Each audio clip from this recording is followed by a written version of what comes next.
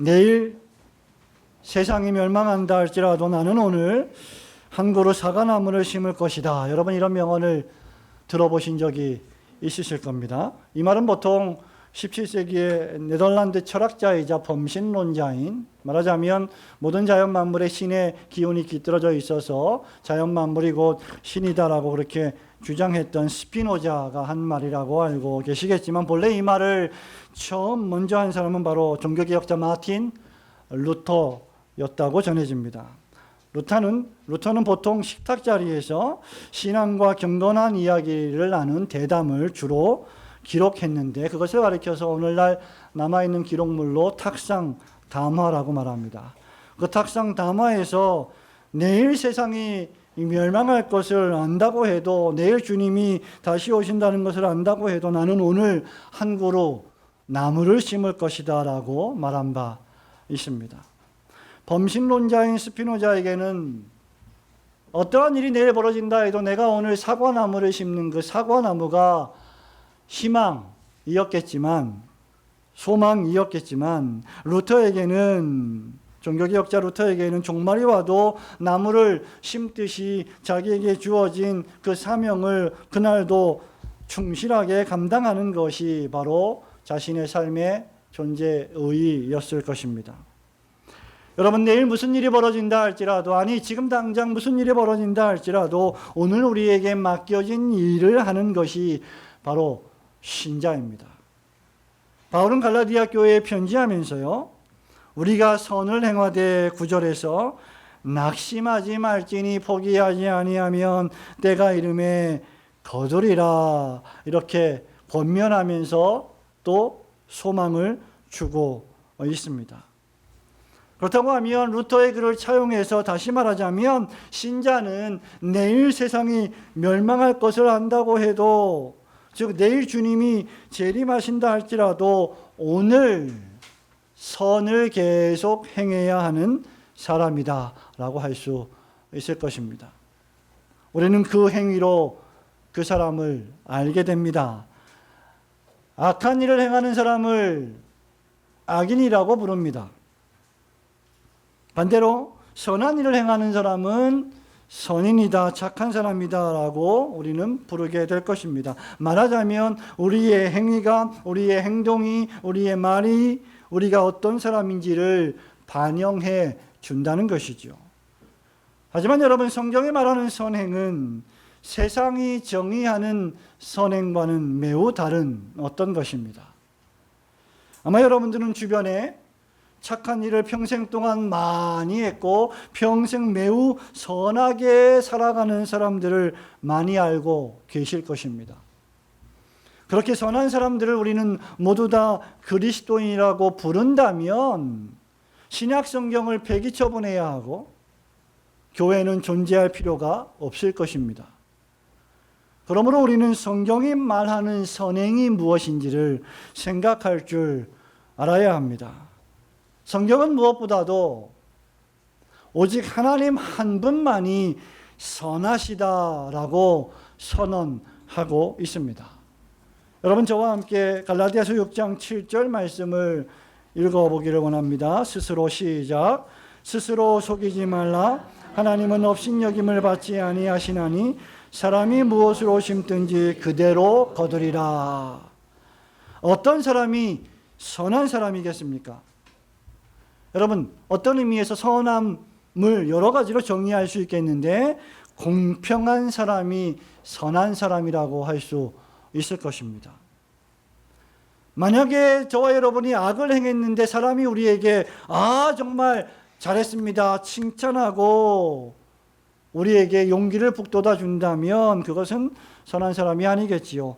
반대로 선을 행했는데 도리어 징벌한다면 그것도 역시 선하지 못할 것입니다. 하나님은 사람이 무엇으로 심든지 그대로 거두게 하시는 분이시다라고 본문이 기록하고 있습니다. 그러므로 하나님은 속임을 당하지 아니하실 것입니다. 육체로 심었는데 성령으로 맺을 수 없고, 성령으로 심었는데 육체로 맺을 수가 없습니다. 선으로 심었는데 악을 맺을 수 없고, 악을 심었는데 선한 일이 결과를 발생할 수 없는 것입니다. 우리가 무엇인가? 저와 여러분이 무엇인가?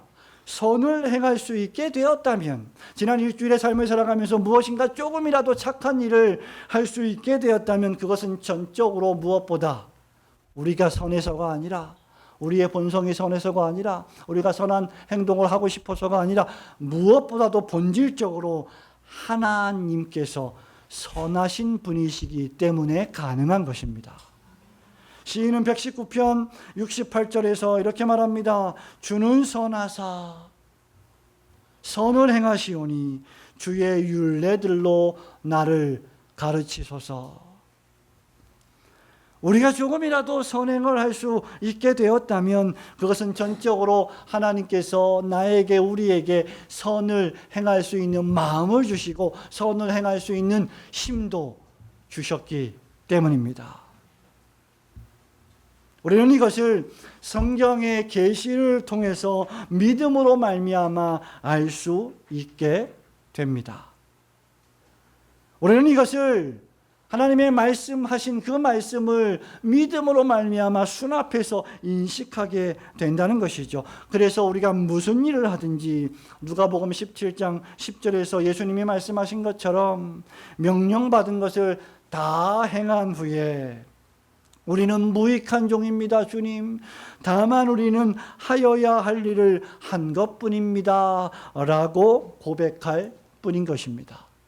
우리가 선을 행했음에도 불구하고 우리가 마땅히 해야 할 일을 했을 뿐입니다. 이렇게 고백하는 것이 신자라는 것이죠. 하나님 아버지는 선하시며 선의 근원이시며 선하심 그 자체이십니다. 뿐만 아니라 하나님의 선하심은 무한하십니다. 하나님은 영원 전부터 영원까지 선하신 분이십니다. 하나님에게는 악이 조금도 없으시고 그렇게 하나님은 죄를 조성하실 수가 없는 분이십니다. 뿐만 아니라 우리 주 예수 그리스도께서 구약과 신약 성경에 볼 때 얼마나 선하신 분이십니까? 특별히 성육신하시고 이 땅에 오셔서 우리 주님은 두루두루 다니며 착한 일을 하셨습니다. 사도행전 10장 38절에서 이렇게 기록합니다. 하나님이 나사렛 예수에게 성령과 능력을 기름 붓듯 하셨음에 그가 두루 다니시며 선한 일을 행하시고 마귀에게 눌린 모든 사람을 고치셨으니 이는 하나님이 함께 하셨습니다. 그뿐 아닙니다. 주님은 큰 고난 중에도 인내하시며 우리를 위하여 그 고난을 받으시고 십자가에서 죽으셨습니다. 그 일이 선하신 일입니다. 더욱이 성령 하나님께서도 선하신 분이십니다. 다윗 왕은 시편 143편 10절에서 주는 나의 하나님이시니 나를 가르쳐 주의 뜻을 행하게 하소서. 주의 영은 선하시니 나를 공평한 땅에 인도하소서라고 기도했습니다. 말하자면 우리가 사도신경에서 고백하는 성부와 성자와 성령 삼위일체 하나님께서 선하신 하나님이시라는 말입니다.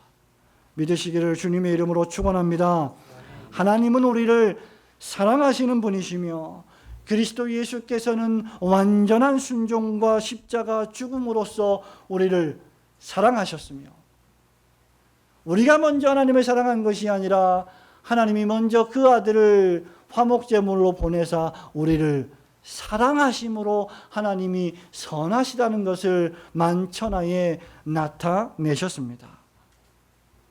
뿐만 아니라 성령님께서는 하나님 아버지와 예수 그리스도의 명령을 받아 이 땅에 오셔서 우리 안에서 그 하나님 아버지와 성자 예수 그리스도의 사랑을 불일 듯 일으켜 주심으로 선하신 분이십니다. 따라서 성경이 말하는 선행은 세상적으로 말하는 착한 일이 아닙니다. 완전하게 선하신 성부와 성자와 성령 하나님을 믿는 믿음에서 우러나오는 행위가 바로 선행입니다. 즉 우리가 선한 행실을 하기 때문에 선한 사람이 되는 것이 아니라 성부와 성자와 성령께서 우리를 선한 사람으로 존재를 바꾸어 주셨기 때문에 선한 행위를 하게 된다는 말입니다. 그러므로 언제든지 행위가 먼저가 아니라 존재가 먼저입니다. 그러니 하나님이 인정하시는 선행은 어떤 선행일까요?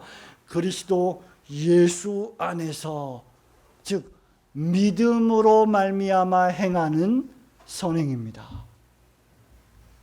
믿음으로 말미암아 하지 아니하는 모든 것이 죄라고 바울은 말한 바 있습니다.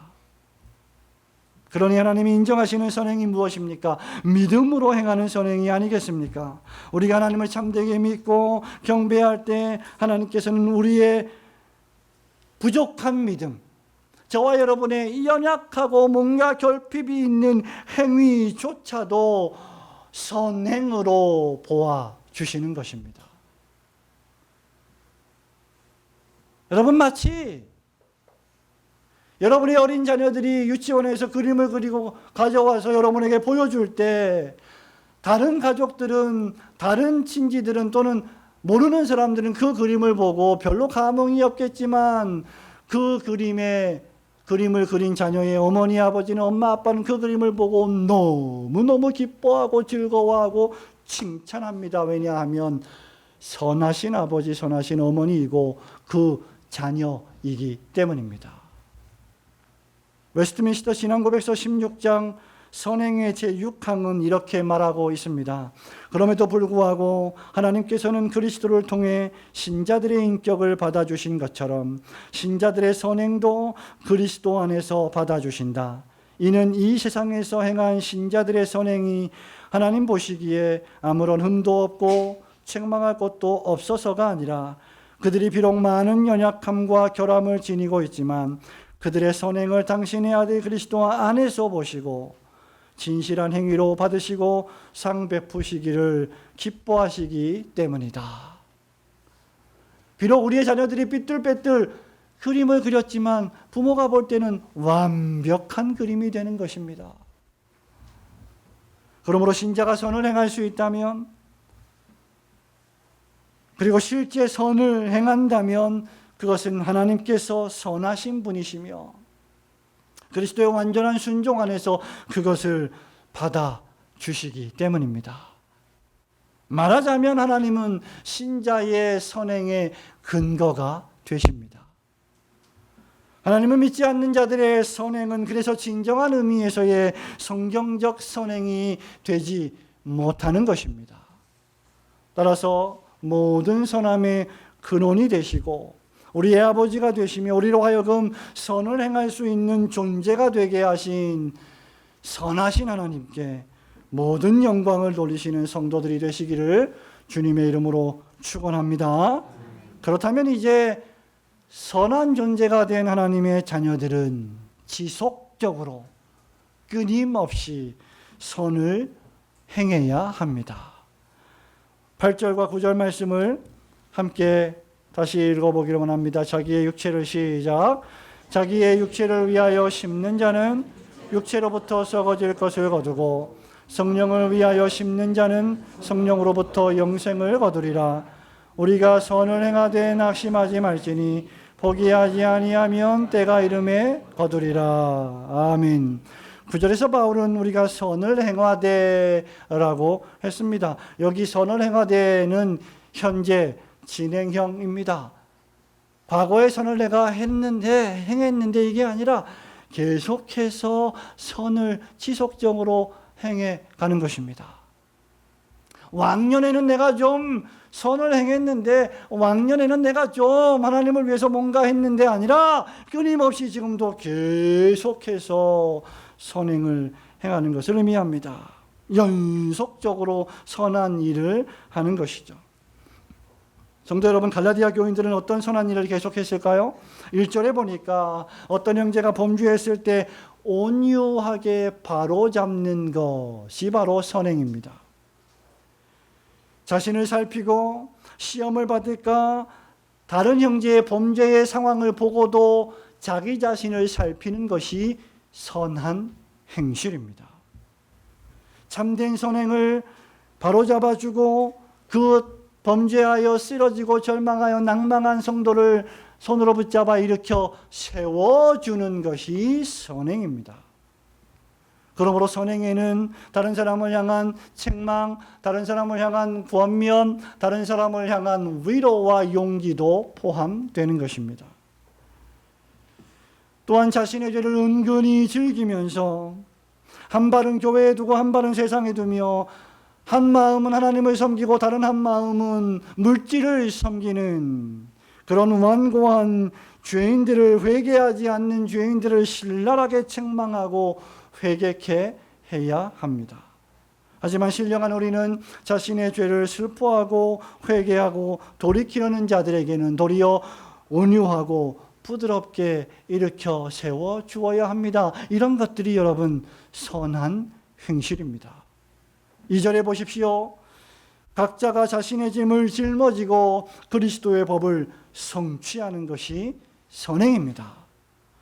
요한복음 13장 34절에서 주님은 우리에게 유일한 법을 주셨는데 그것이 바로 서로 사랑하라는 세 계명의 법이었습니다. 여러분, 서로 사랑하는 것은 루터의 표현처럼 서로가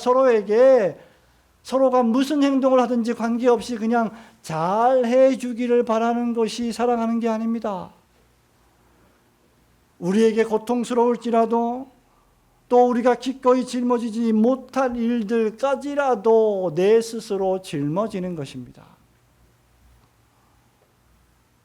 형제가 범죄할 때 그 범죄한 형제의 무거운 짐까지도 내가 대신 거들어주는 것이 바로 강한 신자의 선행이지요. 그래서 그리스도인들은 일반적으로 튼튼한 어깨와 강한 뼈를 가져야 합니다. 그렇게 해야 연약한 형제의 그 연약을 짊어질 수 있기 때문입니다. 바울은 로마서에서 너희 믿음이 강한 형제들아 약한 형제들을 돌아보고 그들의 짐을 대신 짊어지라고 권면하고 있습니다. 교회 안에서 신실한 교회의 교사들과 설교자들은 참지 않으면 안 되는 많은 오류와 범죄들을 보게 됩니다. 지도자들은 그런 교우들의 연약을 짊어지며 가는 것입니다. 교회의 중직자들이 그런 짐을 짊어지고 기도하며 가는 것이며 신자들이 그렇게 서로의 사랑의 짐을 짊어지며 갈 때 그리스도의 사랑의 법이 성취되는 것입니다. 그러므로 누구든지 아무것도 되지 못하고 된 줄로 착각하면 안 되는 것이지요. 각각 자기의 일을 살피고 자기 행위를 점검하고 조사해 보면 하나님 앞에서 나 자신을 살피고 나를 조사해 보기만 하면 단 5분이라도 아니 단 1분이라도 그렇게 하면 다른 사람과 비교해서 자신을 높이지 않고 자신이 한 일을 자랑스럽게 여길 수 있게 되는 것입니다. 다른 사람과 비교해서 자랑스럽게 여기는 것이 아니라 하나님 앞에서 나를 살펴보아 나의 선행을 받아주시는 그 하나님 안에서 그 그리스도 안에서 나의 선한 행실이 자랑이 된다는 것이죠. 그렇기에 바울은 다시 한번 각각 자기의 짐을 지라고 권면하고 있는 것입니다. 신자의 또 다른 선행이 무엇입니까? 6절에 기록된 대로 말씀의 가르침을 받는 자는 말씀을 가르치는 자와 모든 좋은 것을 함께 하는 것입니다. 좁게는 그리스도께서 세우신 교회의 교사인 목회자들, 설교자들, 사역자들이 말씀 사역을 잘할 수 있도록 부지런히 그 형편을 보살피려 하는 것입니다. 목회자가 성도들의 영혼을 부지런히 보살펴야 하듯이 동시에 성도들이 온 교회가 목회자가 그 성도들의 영혼을 잘 보살필 수 있도록 살펴야 한다는 것이죠. 우선 설교자들이 수입이 적어 생계 유지에 어려움을 당하고 가난하게 되면 말씀 사역을 중단하게 됩니다. 너무나 힘들게 개척을 해서 너무나 힘들게 목회 사역을 하고 있는 수많은 동료 후배, 선배 후배 목회자들을 저는 보게 됩니다. 정말 생계 유지가 막막해서 매주마다 내가 이 목회 사역을 이젠 그만둬야 되지 않을까라고 고통을 받고 있는 목사들이 90% 이상입니다. 여러분들이 언론에서 보고 있는 수많은 화려한 목회자들은 몇 프로에 지나지 않습니다. 그러니 그렇게 수입이 적어 생계 유지에 어려움을 당해 말씀 사역을 중단하게 되면 루터가 말한 대로 불쌍한 교우들은 하나님의 말씀을 듣지 못하고 세월이 흐르면 들짐승처럼 야만적이 될 것이다 라고 경고하고 있는 것입니다. 루터가 이 말씀을 주의하면서 사탄은 복음이 빛나기 시작하면, 하나님의 말씀이 선포되어서 복음의 영광이 밝히 빛나기 시작하면 두 가지 방식으로 온 힘을 다해 사단 마귀가 복음의 빛을 소멸시키려고 광분하며 날뛴다고 했습니다. 그 첫 번째가 거짓 영들과 핍박을 통해서이며, 다른 하나가 가난과 기근을 통해 복음의 빛을 소멸시키려 한다는 말입니다. 교회가 교회의 교사인 목회자와 설교자를 귀히 여겨야 할 이유가 여기에 있는 것입니다. 동일한 이유로 바울은 10절에서 기회 있는 대로 모든 이에게 착한 일을 하되 더욱 믿음의 가정들에게 하라고 한 것입니다. 종종 언론에서 오도하고 왜곡하여 보도하듯이, 또 그렇게 생각하듯이 교회의 사명은 세상의 사람들을 돕고 고아원을 세우고 양로원을 세우고 학교를 세우고 병원을 세우는 것이라고 생각하는데, 성경은 구제의 제1차 대상이 믿음의 가정들이라는 것을 분명히 말하고 있습니다. 특히 가장들에게는 자기 가족을 돌보지 아니하는 가장은 하나님에게 벌을 받을 것이다라고 심각하고도 신랄하게 경고하고 있는 것입니다. 그러므로 교회의 선행과 구제의 1차 대상은 먼저 교회입니다. 성도입니다. 그리고 이웃입니다. 우리가 이웃을 사랑해야 한다면, 우리가 원수까지도 사랑해야 한다면 우리의 가족인 하나님의 백성인 우리의 성도를 더욱 사랑해야 마땅하지 않겠습니까? 이 모든 일들이 성도로 부르심을 받아 교회의 지체를 이룬 모든 신자들이 부지런히 함께 해야 할 선행입니다. 자기의 육체만을 위해 심는 자는 육체로부터 썩어질 것을 거두지만, 말씀을 가르치는 자와 모든 좋은 것을 함께하며 기회 있을 때마다 선한 일을 믿음의 가정들에게 알게 모르게 수행하는 신자들은, 그렇게 각자 자기의 짐을 짊어지는 강력한 신자들은 성령을 위하여 심는 자들이 될 것이며 성령으로부터 영생을 거두게 될 것입니다. 여러분 역사학자 하면 여러분 누구를 생각하십니까? 여러분 안녕하십니까? 라는 설민석을 생각 혹시 하고 계시지 않습니까? 정말 흡입력 있는 강의로 큰 인기를 끌고 있는 사람이죠. 그러나 또 다른 역사학자가 있는데 최태성이라고 하는 역사학자입니다. 이 사람은 2번씩이나 과학교육기술부 장관상을 받았고 수많은 학생들에게 강연으로 엄청난 인기를 끌었던 사람입니다. 20년 전에 이미 EBS 초청을 받아서 특강을 시작했고, 자기가 EBS에 특강하러 나간다는 연락을 받고 얼마나 기뻐 뛰며 즐거워했는지, 텔레비전에 내가 나왔으면 정말 좋겠네, 정말 좋겠네, 그런 노래를 불렀다고 합니다. 그래서 인기를 한 몸에 끌었습니다. 그가 쓴 책이 역사의 쓸모라고 하는 책이 최근에 나왔습니다. 아주 균형 잡힌 시각으로 책을 썼다고 저는 생각합니다. 그런데 그의 EBS 강의를 보았던, TV에서 보았던 한 학생이 낙도에 있는데 이 최태성 선생님 학자에게 편지를 썼습니다. 선생님, 저는 낙도 학생입니다. 너무 가난해서 사교육을 받지 못합니다. 대학은 꼭 가고 싶은데 어떻게 공부를 해야 될지 모르겠습니다. 선생님이 도와주시면 좋겠습니다.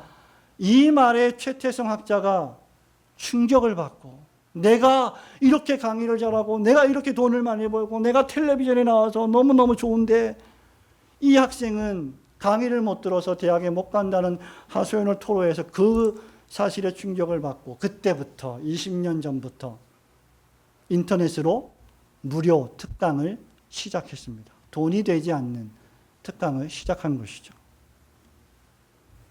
그 일을 지금부터 20년 동안 계속 해오고 있습니다. 인생은 어차피 한 번 사는 것이다. 그러니 좋은 일을 하며 역사의식의 소임을 다하며 살아가겠다. 그는 늘 이렇게 말합니다. 한 번 사는 인생 의미 있게 살고 싶다는 것이죠. 여러분, 돈을 받지 않고 많은 사람들에게 유익을 끼치기 위하여 자신의 재능을 아낌없이 주는 것, 이것이 선행이 아닙니까? 그렇다고 하면 그리스도인들의 선행은 얼마나 더 강력한 것이어야 하겠습니까? 선행은 선하신 하나님의 자녀인 그리스도인의 본성이자 사명입니다. 그러므로 기회 있을 때마다 선행을 하고 싶을 때마다 뭔가 마음이 들었을 때 주저하지 말고 그때 지속적으로 선을 행하시는 성도들 되시기를 주님의 이름으로 축원합니다. 그때를 놓쳐버리면 그때는 다시 돌아오지 않습니다. 그리고 그때 선을 행하지 않으면 선을 행할 수 있는 심성이 개발되기가 어렵습니다.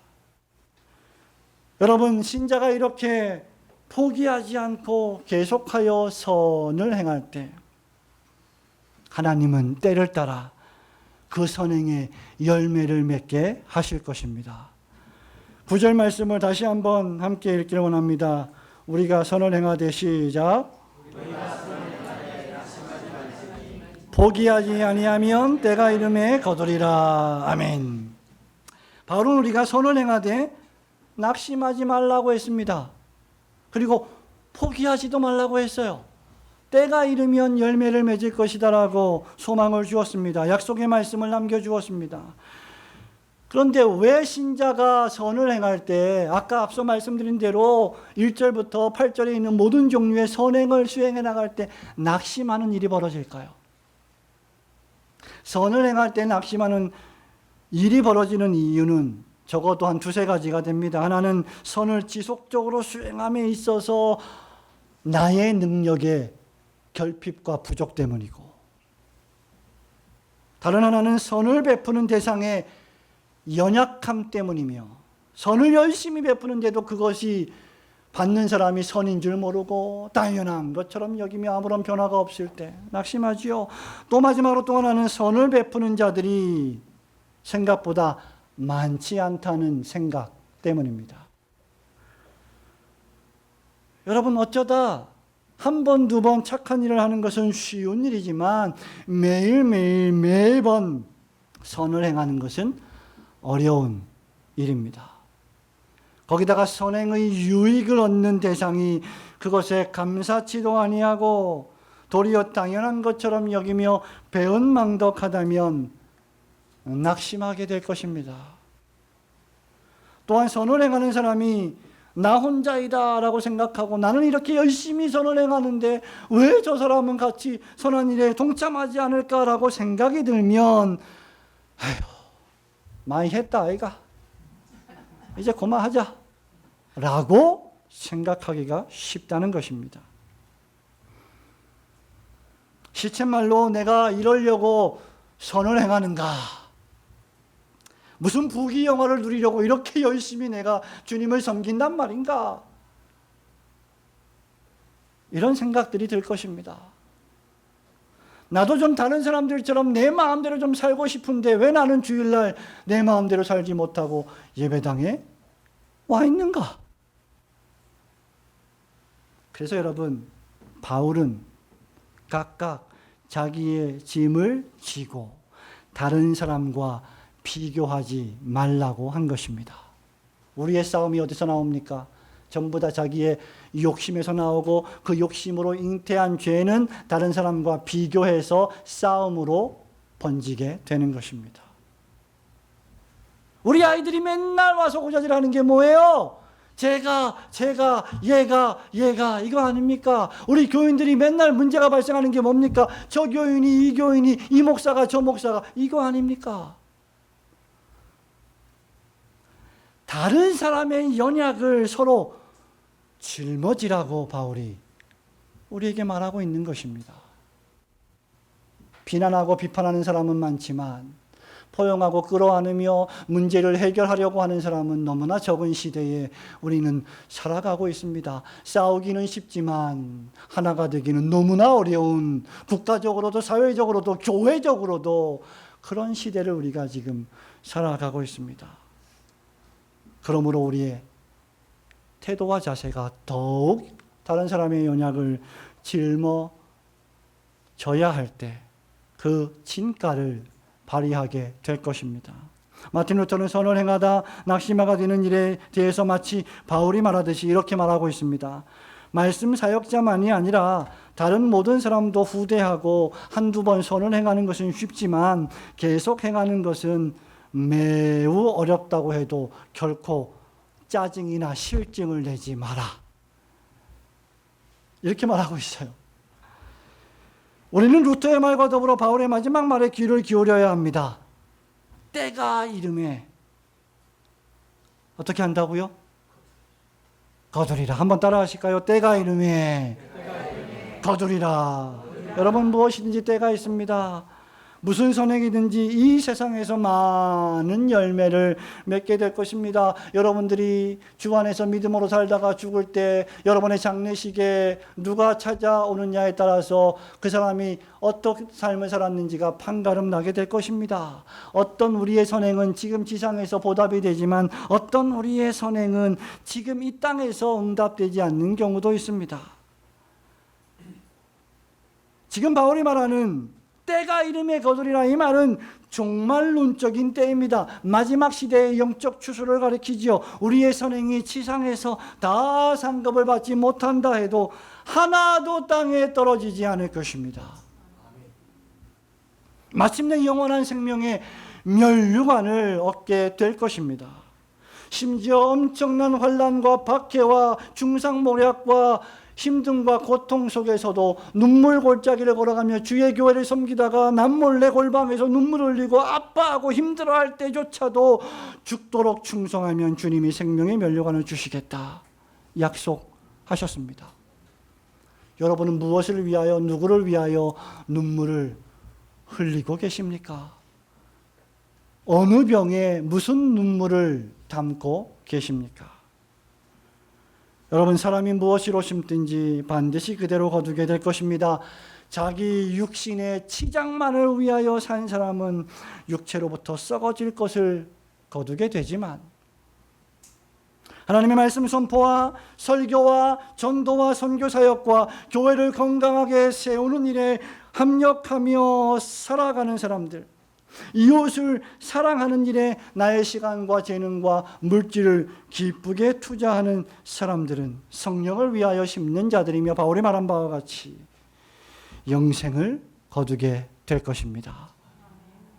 따라서 장차 이 종말론적 열매를 생각한다면 지금 나에게 열매가 많이 맺히지 않는다 할지라도 그 어떤 배은망덕에도, 그 어떤 방해에도, 그 어떤 사단의 공작에도, 그 어떤 낙심되는 일에도 우리의 선행을 중단할 수는 없을 것입니다. 내일 세상이 멸망한다고 하는 사실을 우리가 안다 할지라도 오늘도 목사는 설교하고, 오늘도 장로는 치리하고, 오늘도 집사는 봉사하고, 오늘도 권사는 기도하고, 오늘도 모든 성도들은 부활의 소망을 생각하며 하나님 앞에 예배를 드리고 세상의 소금과 빛처럼 살아가는 것입니다.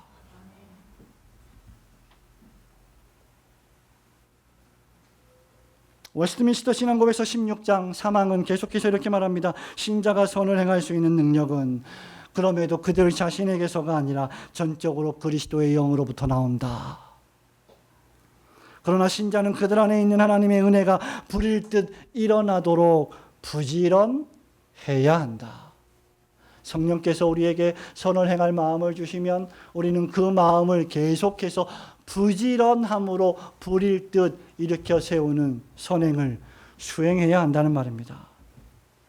그리고 그런 선행은 많은 사람들을 죄로부터 구원하고 하나님께 영광을 돌리며 하나님의 뜻이 하늘에서 이루어진 것처럼 이 땅에서도 이루어지게 하는 영생의 선행이 될 것입니다. 사랑하는 성도 여러분, 말씀을 맺습니다. 아마 여러분들 가운데는 평생 법 없이도 살 만큼 법을 지키며 선행을 많이 하신 분도 계실 것입니다. 그러나 그렇다고 해서 저와 여러분이 평생 동안 많은 공로를 쌓고 선행을 하고 봉사를 했다고 해서 이 세상에서 아무런 선행을 하지 못하고 가장 방탕한 사람보다 더 구원을 얻고 영생을 얻을 권리를 가지고 그 자격을 취득하는 것은 아닙니다.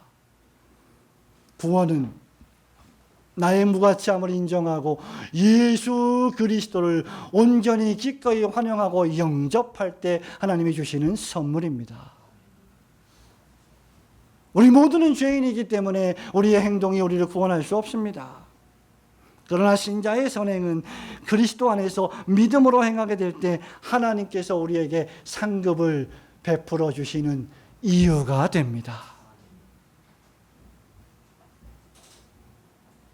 우리의 선행이 비록 부족하고 때로는 이기적으로 선행을 막 하려고 할 때도 흠결이 많아도 하나님께서 그리스도 안에서 그것을 받아주시고 심지어 그것에 상 주시기를 기뻐하시기 때문입니다. 그러므로 세월을 아끼십시오. 세월을 아끼란 말은 기회를 놓치지 말라는 말입니다. 부지런히 선을 행하도록 열심을 품으십시오. 선을 행하기에 부지런하시기 바랍니다. 하나님을 예배하는 일에 게으르지 마십시오. 헌금을, 여러분의 물질을 드리는 일에 인색하지 마십시오. 이웃을 돕는 일에도 인색하지 마십시오. 그리스도의 몸된 교회를 위하여 봉사하고 헌신하는 일에 뒤로 물러나지 마십시오. 18세기 영적 대부흥 운동에 놀랍게 사용되었던 유명한 영국의 설교자 조지 호이필드는 선한 행실에 대해서 이렇게 말한 바 있습니다. 나에게 100개의 손이 있다면 나는 그것을 다 사용할 것이다. 주수할 것이 매우 많다. 나를 위해 그렇게 많은 일을 하신 분을 위해 내가 그 이상 할 수 없다는 것이 너무나 부끄럽다. 여러분이 주님을 위해 할 수 있는 일이 있다면 그것이 무엇이든지 열심을 품고 주님을 섬기십시오. 우리 주님께서 하나님의 나라에서 많은 상급으로 상 주실 것입니다. 그리스도의 이름으로 선을 행할 때 낙심하지 않고 포기하지 않으며 때가 이 이름에 마침내 거두게 될 것을 굳게 믿으시는 진실한 신자가 되시기를 주님의 이름으로 축원합니다. 아멘.